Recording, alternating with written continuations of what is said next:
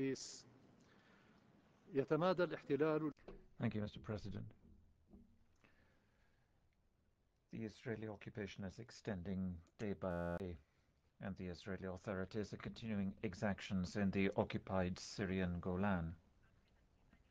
After 26 years of detaining certain Syrian prisoners have come home. However, the population of the Golan is still deprived of healthy drinking water because Israel has diverted water in order to ensure supplies go to Israeli settlers. Israel is extending its settlement activities and its arrests and detentions of journalists in the Golan include those who refuse Israeli passports. Human rights defenders in the Syrian Golan tried to act, but the Israeli occupiers arrested a student from the Shire family as soon as he returned from France, where he was studying. We haven't understood why. Operations carried out by the Israeli forces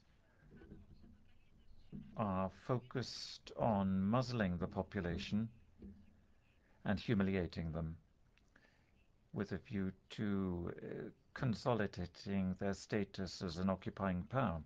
The occupation forces did not simply arrest Mr. Shire, but they also took his house, provoked his family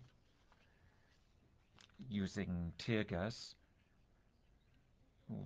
causing a number of victims, including women and children. You can examine this incident and see more detail on other Israeli exactions in the Syrian Golan in the letter addressed by our president to the president of the Human Rights Council in document UNHRC 15 G1 of the 31st of August 2010. Mr. President,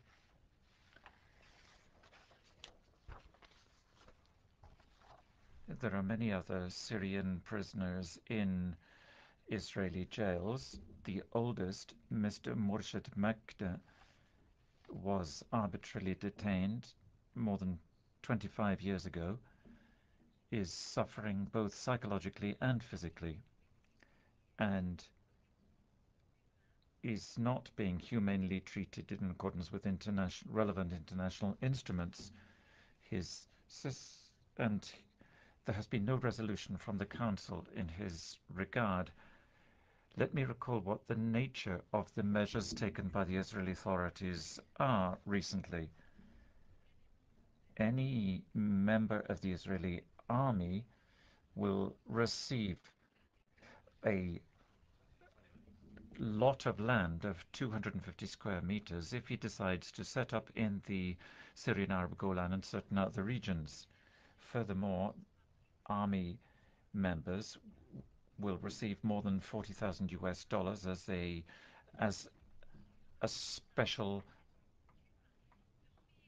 benefit. We have seen many of these measures since the occupation of the Syrian Arab Golan. So this is part of Israel's occupation policy.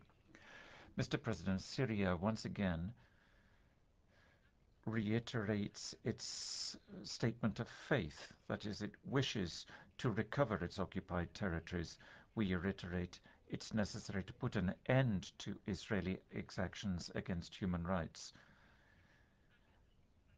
However great propaganda campaigns may be, we are confident that, quite apart from any double standards policy, we shall be able to attain truth, and we're working for the freedom of all Syrian prisoners so that our people in the Syrian Golan can enjoy its rights without any preconditions and can move across the Konetra crossing point. Before this council, then, I would like to draw attention to the serious human rights violations by Israel and to recall the need for an Israeli withdrawal from the occupation of the Syrian Golan. Israel appears to prefer the policy of settlement.